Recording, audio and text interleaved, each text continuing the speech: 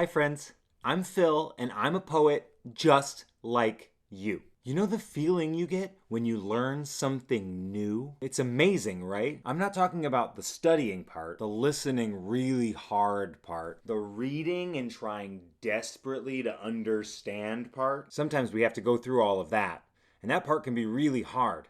It can test our patience and even our self-confidence. But the moment that it clicks, when the wiring in your brain finds a new pathway and lights up, and all the confusion about the utter nonsense that you were hearing and reading about before transforms in a moment. And you just get it. That instant has a lot of names. It might be a moment of clarity, a realization, the eureka effect, a sudden understanding, an epiphany, or an aha moment. Don't mind the music. I rigged this up as an alarm whenever I have an aha moment. I call it my aha alarm. My aha alarm. I think I need a new name for the alarm. Often in the moment, we call it something like, oh. That moment. It's the best. I love that moment. It's like our brain just got a shot of energy and the whole world makes a little bit more sense than it did just a moment ago. It feels like truth. Now, not everything that we learn comes with an aha moment. The peanut butter and jelly sandwich was invented in 1901. That type of information won't give us an aha moment unless we know something else that's related to it. The American version of peanut butter was invented in 1895. So when you put those two separate facts together and you make a connection in your brain, that's when you realize that it took them 6 years to invent a kind of sandwich. Those aha moments come when we build on something that we know already, the trueness, and we get a new piece of information that connects to it, the newness. When we do that, we're building a head-wide web of information and understanding inside of our skulls. And every new connection we make strengthens all of the other things that we know to be true. For me, every time we read a new poem on this show, it reinforces my belief that there are millions of amazing poets out there. And based on the evidence I've collected so far, I'm pretty sure you could be one too. Hopefully, you'll make that connection today. It's time for another episode of Poet Show It. I'm a poet. You're a poet. You're a poet. You're a poet. You're a poet. You're a poet. You're a poet. So come and show it. You're a poet. Because poetry is so good at allowing us to say things in our own way. It's an amazing tool to show people things from our own unique point of view. Often, this will connect to something they know already, but they'll see it from a different perspective. That is one of the reasons why I think poetry is so important and so special. Sharing those aha moments with other people can bring them joy and understanding and even empathy. Empathy is when you both understand and care about something. So today, we're going to look at poems with a fun, original point of view, maybe that use unique language, things that made me go, aha! If you have your own point of view on things, hint, you do. I hope you'll spend some time and write a poem. If you do, and you'd like to share it with me, and maybe all of us, you can get your parents' help to go to poetshowit.com to send it in. So, let's get started. Poem number 1. The View from My Throat by Emma. Emma is in Mrs. Jamnick's class at Beechwood Elementary. One of the best aha moments comes when people use really specific details to talk about something that we know, but in a funny or different way than we're used to thinking about it. Emma does an amazing job of talking about something that we're all probably familiar with, but from a perspective I've never seen before. Ow, stop using me. That really hurts. It hurts that bad. I think I'm going to be sick. Oh boy, here comes a chip. That really hurts, Emma. Ouch, ouch, ouch. Stop it, Emma. What? Oh, at least she listened to me. Oops, I'm taking that back.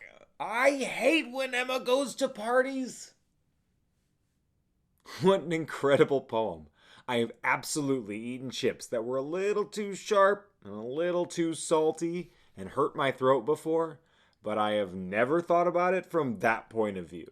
Actually, let's talk about point of view for just a minute. Our point of view is our take on the world. It's what we see and hear and experience, but it's also what we think and how we respond to things, and it's completely unique to us. Which is why sharing our take on the world, whether that's through poetry or other writing, is super unique and valuable. A poet gets the opportunity to write from someone else's point of view or something else's point of view. In The View from My Throat, Emma tells the entire poem from the point of view of her throat, which has its own personality and complaints about the chips Emma keeps eating. I like that Emma waits a few lines before she tells us what she's writing about. It hurts bad. I think I'm gonna be sick. Oh boy, here comes a chip. Oh, Emma's chip. Let's take a look at that too. Is that not a perfect potato chip? It's actually making me very hungry. But then you have this hilarious banter in stanza 4, where the throat thinks that Emma's walking away from the snack table at the party, but it turns out she's not. Whew, at least she listened to me. Oops, I'm taking that back. And the ending of the poem is hysterical. Just a very straightforward line. I hate when Emma goes to parties. Emma, this is one of the most original point of view poems I have ever read. Thank you so much for sharing it with all of us. Poem number 2. Minecraft by Peter. Peter is in Mrs. Benton's class at Carpenter Elementary. Another way our poems can connect with our readers is when we write about something they might not know, but we use enough details and good description that by the end of the poem, they feel like they have a pretty good idea. Peter does an amazing job of it in his poem here. Minecraft is a game, a really hard game. Creepers creep, spiders climb, endermen build, and wither skeletons zing arrows at me. I sink down, down, down. Hit the button. Try again. Now, I've never played Minecraft before, but I feel like I know more about the game now than I did before I read the poem. I love the list of characters and the action descriptions that he uses. Creepers creep, spiders climb, endermen build, and wither skeletons... Wait, there are wither skeletons? This game sounds scary. I love the repetition and I sink down, down, down. And the way he ends it, it connects back to something I know very well. Dying in a video game and having to start over. And I love that he doesn't get upset about it. He's ready to roll up his sleeves, build on what he knows, hit the button, try again. Actually, hit the button, try again is a pretty good slogan for a lot of things. This is a great, great poem, Peter. I know that you'll keep getting better at Minecraft the more you play, just like you'll get better at poetry the more you write. Thank you so much for sharing this with us. Poem number 3. Spring by Ellie. Ellie is in Mrs. Jaffe's class at Paint Creek Elementary. Another great way to connect with our readers is to write about something that they know and remember fondly, but to write about it with great detail and description so they get to relive the experience. Ellie does an amazing job in her poem here. Birds chirp in the morning sun. It's spring, you see. Spring's so fun. Laugh and play all day long till the sun is gone, gone, gone. It's spring, you see. Then we'll rest all cozied in. So when the morning comes, we'll do it all again. What a beautiful poem. Birds chirp in the morning sun. It's such a wonderful, vivid description that kind of transports you right to where she's talking about. And then the excitement just kind of bubbles over. It's spring, you see. Spring's so fun. I love the gone, gone, gone. It's such a playful expression. The repetition is musical, and it carries with it this playfulness and also this satisfaction at having had a wonderful spring day. You're not disappointed or sad that it's over. You just want to make sure you make the most of every moment. And then maybe my favorite line, then we'll rest all cozied in. It sounds a little bit like E.E. Cummings to me, and it has such a great description of what it means to be snuggled up inside, and really just expresses that feeling perfectly.